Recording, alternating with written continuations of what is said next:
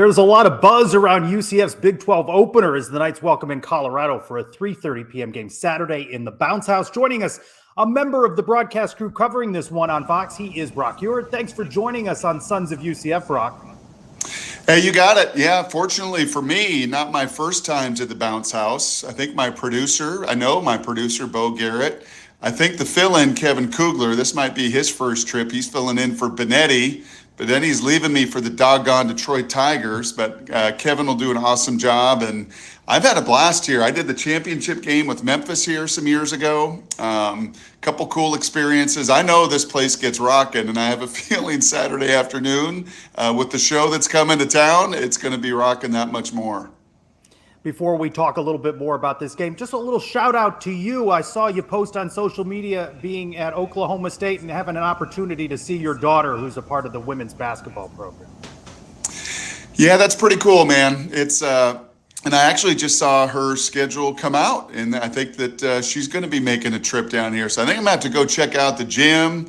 I'm going to have to give some specs to her, to JC Hoyt, the head coach, let her know exactly what they're going to get with UCF. So yeah, it's pretty neat. My daughter, my number two, she's a go-getter. She's aggressive. She could play for Gus Malzahn. She likes playing with tempo and with speed and with aggression, and Ted Roof for that matter as well. So she could fit here on the football team, but she's found a great home there with the Cowgirls in Stillwater.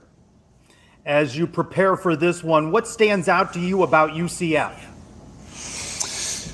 Yeah, I think a few things that kind of jump right off the page. Number one, I had UCF last year on the road, right? I think it was at Kansas. And, sitting down with Hinshaw and then your young then D coordinator at that time, and just you could see they were kind of trying to figure out exactly what they were. They knew they were going to run the ball. And at that point in the season, they were playing some pretty good defense. I know the wheels came off just a little bit.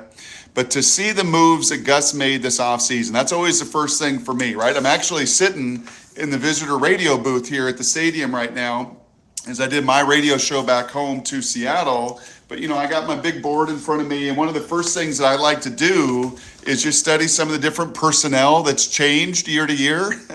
And guess what? In college football, it changes a lot year to year. And certainly with the addition of Ted Roof, that jumped out to me. I've been around Ted a long time.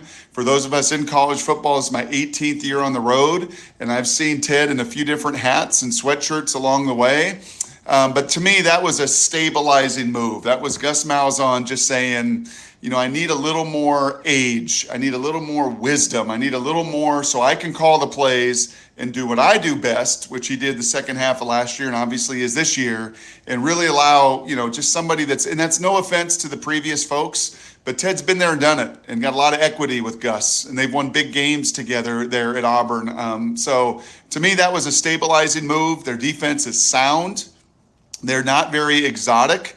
I think that could be a challenge Saturday, frankly, with Shedeur and that receiving core that is absolutely elite. So I bet you with the bye week, we're going to see a little bit more than maybe we saw the first 3 weeks of the season. And then it's the 1-2 punch, man. Harvey is the most underappreciated running back in college football, and KJ is a 250-pound battering ram. And that is a tough combination, been a tough one too, and should be a pretty favorable matchup with the Buffaloes. Brock, let's talk about RJ Harvey. When you cut on the film, it's not hard to see the talent he has. What do you like most about RJ's game? I love his full speed movement. There's a lot of backs, and I just had Ollie Gordon. We just had Ollie Gordon last week, as he mentioned, me being in Stillwater. And Ollie Gordon really struggles when his feet stop. And actually, Mike Gundy was explaining it so much so in our production meeting, got out of his chair to demonstrate the difference between Barry Sanders and a power back and the different guys and Thurman Thomas. And Ollie Gordon is also a 230-pound brick house of muscle. And when he gets going, is difficult to contain, but he's got to get going. RJ is like he's like that old kick returner for the Chiefs, Dante Hall. He's like the joystick. I think that was his nickname, the joystick.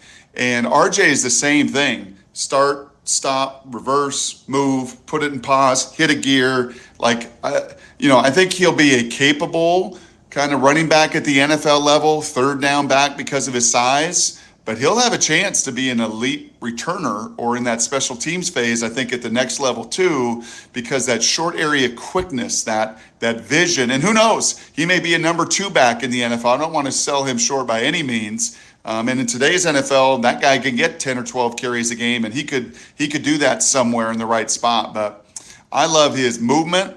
I love his ability to change direction. I love his strength and power low to the ground. And I would honestly say he is the most underappreciated running back in all of college football. Well, you mentioned you saw UCF last year when they played Kansas. They did not have KJ Jefferson then. They do now. How is this offense different with KJ Jefferson at quarterback? Yeah, he he loves to throw the deep ball. That's pretty fun. I'm looking forward to meeting him tomorrow and seeing and shaking his hands, which look, at least on tape to me, like they engulf the entirety of that football. So he loves to chuck it and is capable of doing that. And we saw that at Arkansas. But this is one, and it's, I think, also favorable. UCF is coming off a bye because that dude took some punishment down in Fort Worth. And if you're going to play in Gus's system, and you know this through the years, Cam Newton and Nick Marshall and all the guys that could really run, you are a quarterback that also is going to be a running back. And you're going to come downhill, and with all the misdirection and all the eye candy and all the lateral, he has a chance, especially when he's kind of like Ollie Gordon in that way. When there's a crease and there's a lane and 250 gets going, he is an absolute just load to handle defensively and a hammer. But keeping him upright and keeping him healthy, I think will be a top priority for UCF over the course of the season. You mentioned the Knights coming off a bye week. Colorado-Baylor was a thriller. Were you able to watch it live? I was actually back in at the Residence Inn there. There's not a lot of hotel options in Stillwater. I purposely tried to fly out. Well, there was not a flight out anyway, even if I wanted to get back. So did have a chance to watch that with my wife and daughter, and we were at a restaurant, and then we got back, and I mean that was just nuts. You know, typically, you know, in baseball, like when, I don't know if you guys are baseball fans, but you always know, like in baseball, when your guy's up to bat and he just misses a home run, right? He just pulls one a little foul and there's 2 strikes. You know what's going to happen. He's going to strike out. So I really thought on that first shot down the field that bounced off of the receiver, Will Shepard's chest, I thought, well, there it is. You know, there was your chance, right? There was your opportunity. Oh my gosh, you nearly hit the home run. You never see back-to-back plays like that.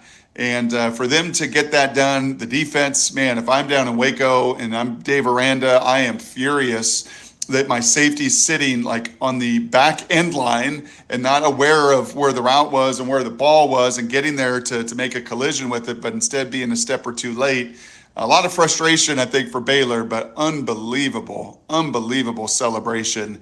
And I mean, what a throw. What a throw to be going to your left as Shedeur was in the rain, in those elements. And I know that got the attention of Ted and UCF and everybody else, because that's not a lot of college guys can put that ball on that kind of trajectory with that kind of accuracy. And Shedeur does have that in his tool bag. Let's talk more about Shedeur. Obviously, a different quarterback when he is under pressure, and Colorado's offensive line has certainly put him in that position a lot. They do. And in fact, I was just looking at some notes. So since the start of last year, Shedeur has been sacked 67 times. He missed 1 game last year. So he has played 15 games. He has been sacked 67 times. Randall Cunningham in 1986 was sacked 72 times in 16 NFL games. A little bit less of a rate. That's number 2. The only one sacked more, if it was an NFL 16, 17 game season, was old David Carr back in 2002 when he was sacked 76 times to set the single season sack record. And you remember what they said about that is that scarred him, that hurt him, that really affected his long-term trajectory, taking that kind of beating. And that's a little bit of the fear, I think, with Colorado. For me, or for an NFL guy looking at Shedeur, is like, okay, you are taking an absolute beating. That doesn't even include the hits and the hurries. And how many times, my God, when I watch those games of UCF and Colorado, I'm like, do I really want my son to be a quarterback? I mean, the beating that KJ took at TCU and the number of hits, the beating that Shedeur took playing against Baylor, sacked 8 times, but that didn't even tell the story. It's the times he lets it go or he scrambles around. I mean, I would not want to feel what KJ and Shedeur felt the Sundays after those games. And you know what? Come Saturday afternoon in the bounce house, that is exactly what UCF and Malachi and that front's got to do to Shedeur to hit and harass him. Yeah, Brock, that was my question for you. Obviously, you talk about Shedeur, but they have some weapons on the outside. Jimmy Horn, LaJohntay Wester, obviously Travis Hunter. If you're Ted Roof, what do you dial up to try to slow down this Colorado offense?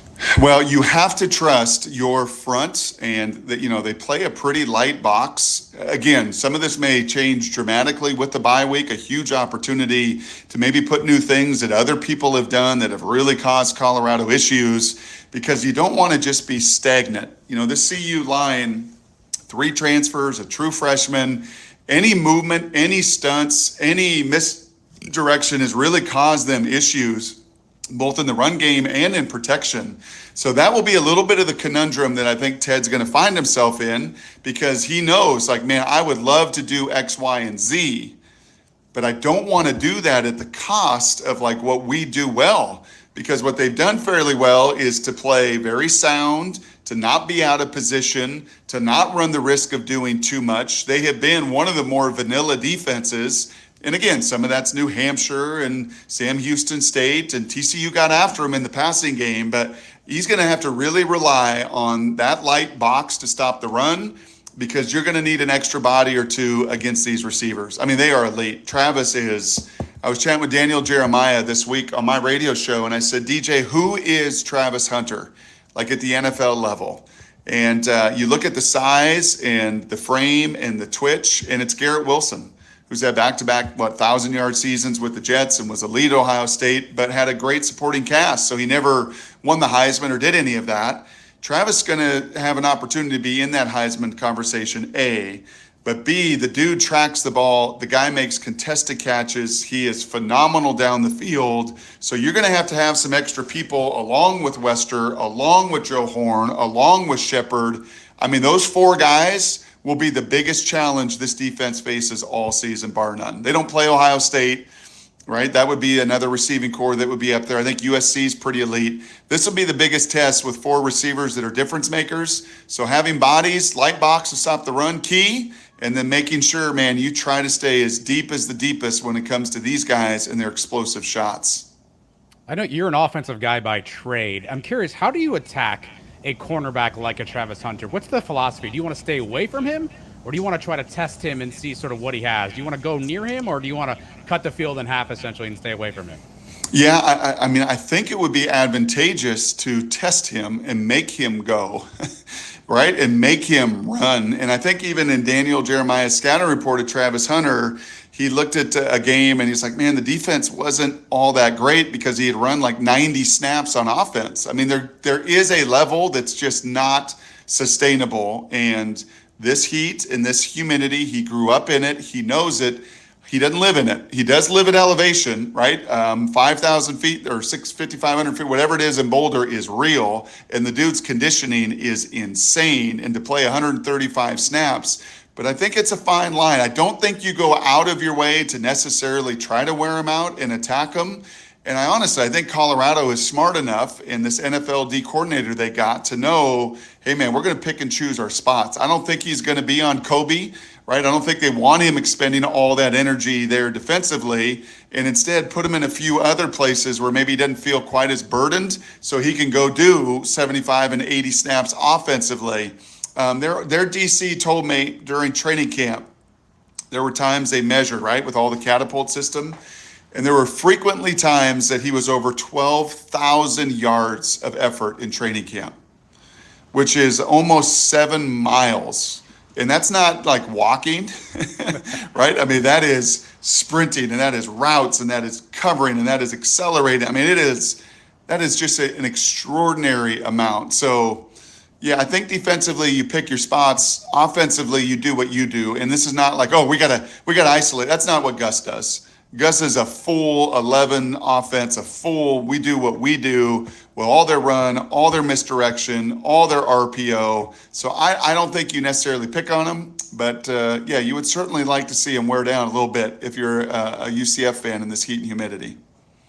I think you just said I need to work out more, that I'm not doing nearly enough is what I heard right there. When you watched some of the film from Nebraska's win over Colorado, what was effective for the Cornhuskers in that one? Yeah, I mean, Nebraska was just so physical, right? I mean, they just physically at the point of attack, especially in that first half. They called off the dogs a little bit in the second half, and CU is better in their defensive front this year than they were last year. If this was the Buffalo front seven coming in here to Orlando on Saturday and looking at the UCF O-line and the improvement, those tackles and the running backs and everything that is going on, I would have said, man, what an enormous advantage for UCF. This is a better crew. Some of the transfers they have made, some of the additions, they're going to get their little fire hydrant back at defensive tackle. They play 11 guys in their front, which you have to against the Gus Malzahn system. So yeah, this is one where you take a page out of Nebraska's playbook, especially in that first half, and you look at and Gus said this at TCU, like what you did in the second half of TCU is what Nebraska did in the first half against Colorado. You run right at them, and then you play action over the top. You run right at them, and you hit your shots over the top. I think that will be a bunch of the game plan Saturday afternoon. When the line came out, did it surprise you on this one? 11, and you've seen it climb a couple of points since then. It did.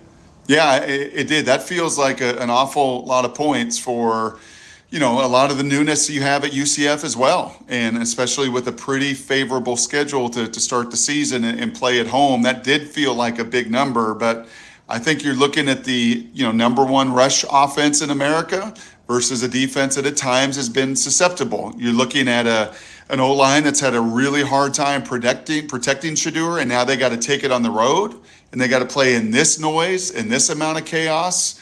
So, I think those guys in Vegas kind of look at some of their algorithms are a little deeper than yours and mine, and some of the yards per play and some of the vulnerabilities and everything else. But having said all of that, 14 and a half, I think, was the latest number that I saw from our folks. That feels like an awful lot of big points for a UCF team, I think, under Gus, that is looking for that signature win, and for a Colorado team that has got a couple of the best players in America that is looking to equally go on the road and do something with Deion. They've not really done well since the TCU game last year. Do you consider a UCF win here a signature win because of the high-profile time slot on Fox? Would I consider it for who? For UCF, this to be a signature win in the Gus Malzahn era? Well, if they rush the field in Boulder for beating Baylor, if the Wazoo fans rush the field in Pullman for beating San Jose State, I would think, I don't know, you guys know your fan base better than I do, but maybe those students come piling out of that end zone I'm looking at, and out of that end zone I'm looking at, because it is prime, because he is coming back to Florida, because Big Noon Kickoff is in the house for the first time since 2018 when game day came here, right? And I know it's early, and I know it would be just win number 4 and not win number 8 or win number 10 or win to win the Big 12. But yeah, I think when you're sitting in prime time playing against prime time and all the exposure, all the hype, all the talent they would have, and obviously some of that also comes down to the way you play. I mean, if you go out there and you physically run all over them and you do what you've done, against New Hampshire and against Sam Houston State, and you make that kind of statement, sure, have at it. And I'm not one to tell the kids what to do anyway. So have at it, make a signature win, be on fire, get the stadium electric, and have a great time in the district as well. Brock, you mentioned the weather as we talked about Travis Hunter. Obviously, you're there now. You see a little wind, a little rain. Obviously, you talk about humidity. How much a factor is that for players overall? Just playing in that Florida humidity and the heat, is that a real advantage for UCF? Yeah, I do think it is a factor. I make home in the Rocky Mountains, only about an hour from Boulder, and it is dry. It has been an unbelievably gorgeous August and September. But this feels like when I got off the plane last night, I was like, oh my gosh, I am just in a steam room. Now, I think 20 of the Buffaloes come from Texas. I think 18 of them are Floridians. You know that they are hyped to come back down here. Got a bunch of kids from Georgia and Louisiana as well. So this is not a West Coast. I mean, heck, they're almost all transfers over the last couple of years anyway. But as far as the elements that they have been in, this will be different, and it can be suffocating. And especially, I think in particular, for the big guys up front, for that O-line that we talked about that struggles. The good news is they do play a lot of people within their front, 11 of them that rotate in quite a bit. But man, this will be, and not to tell you any great shock or surprise, there going to be a lot of attention on Travis Hunter. Because doing what he's doing, as special as RJ is, and he is special, and I will stand for the third time telling you he's the most underappreciated back in all of college football. What Travis is doing is just, I mean, it's insane. I mean, it is 135 plays. And when you watch him, this isn't, you guys remember back in the day with Art Briles at Baylor and some of the guys that followed him in their system, they would do this signal, the Steph Curry, and you'd see half the guys on the other side of the field not even run. The QB would look at him and just kind of put him to sleep because the route was the other way, the run was the other way. They were not going to be involved, so they could conserve energy to play at the pace they played. For Travis to do what he's doing in basically a no-huddle system and then defensively going against a tempo system in Gus, I mean, it's just insane. So, yeah, we'll be documenting that and the effect that some of that heat and humidity does have on him. You mentioned you were obviously at UCF back in, I think 2018 would have been for the AAC championship game. How have you seen UCF change and grow from the last time you were there to today when you're sitting there on campus? Yeah, well, I'm kind of curious. I'll know more of this, obviously, after. I'll know a little more of it tomorrow, Friday, with sitting down with Gus and the staff and the crew. But what I remember so vividly about 2018, and you guys do even more so, was they knew exactly, Scott knew exactly who they were. Troy Walters is a buddy of mine I played with in Indianapolis, and he was on that staff. And I remember watching them practice in the lead up to the Peach Bowl. Like, these guys know exactly the identity, the speed, the culture. It was so established. And, I think that is one of the strengths with Gus. There's been a little more instability, with the coaching changes and the coordinators and everything else. So, just kind of laying down, I think some coaching stability will help. But Gus knows what he wants. He knows the way it's supposed to look. There's a reason he's won 100 games at the high school and college level. There's no surprise. So when I put that tape on, I'm like, yep, that's Gus Malzahn's system. Yep. Gus is starting to get the guys to run it the way that he wants to run it. I'm glad he took over play calling last year. I think he needed to do that and play to his strength, which is play calling. So I see some similarities in that way of just some of that conviction and some of that vision. But man, in 2018, both offensively and defensively, they knew exactly who they were. Before we let you get out of here, what's your read of the Big 12 through the first couple of weeks? Pretty wide open, it feels. Yeah, it's super wide open. I made this analogy to a CU reporter. I said the Big 12, well, the SEC and the Big 10 kind of feel like Park Place and Monopoly, on the board. Like, yep, okay, they got those really valuable pieces, but the Big 12 feels like the railroads. Like, they're really important. Now, which of the four are the most important? I mean, I think that's where some of their value is Iowa State, UCF, Oklahoma State, Utah, Kansas State. There feels like, there may be 3 or 4 there or 5, but then that next level down, right, is not far behind either. I will say, you mentioned the odds and the line coming out. I also saw odds. Did you guys see this of right now in Vegas? Who's second most likely to win the old Big 12? UCF.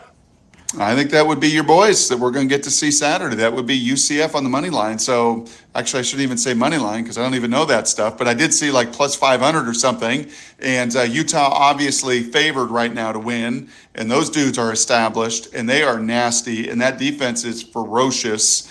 They do have a couple areas where they're a little thin, depending on injuries over the course of the season. But obviously, Utah's kind of the bully. They hammered Oklahoma State physically a week ago. But after them, like the other 3 railroads, man, there's a lot of value to be had.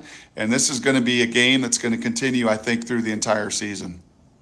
What can fans expect from Fox's coverage on Saturday, beginning with Big Noon kickoff and, of course, your broadcast? Well, Big Noon's going to be great. Then I'm going to suck. And I'm going to talk too much, and I'm going to get some really mean tweets, which I love, for my radio show at least. I'm hoping so. So if any of you got some mean tweets, if I repeat words like superhuman or physicality 8 times to do a drinking game, so yeah, you'll probably have some of that. But our crew loves what we do. Benetti is so bummed he doesn't get to be a part of this thing, but he gets to call the Tigers against his old White Sox, and they're going to clinch the playoffs, which would be great for him. But our crew genuinely and truly loves what we do. I think we have some of the best camera people in the business. We've been together a long time. I hope that there's things presented that are new that you hadn't heard before. We don't just read the game notes and, trudge out the same storyline. So over the next 48 hours, we'll be digging into a bunch of it. Spending time with the coaches and coordinators is critical. And it's my job to try to hopefully provide content that you and your fan base have never gotten before. And the canvas is going to be pretty good to paint Saturday afternoon. You can send those mean tweets to @Brock Huard. Brock Huard, part of the broadcast team, Yes. covering Colorado at UCF from the Bounce House on Saturday. Thanks so much for being with us on the Sons of UCF. You got it, guys. Good luck. Thanks.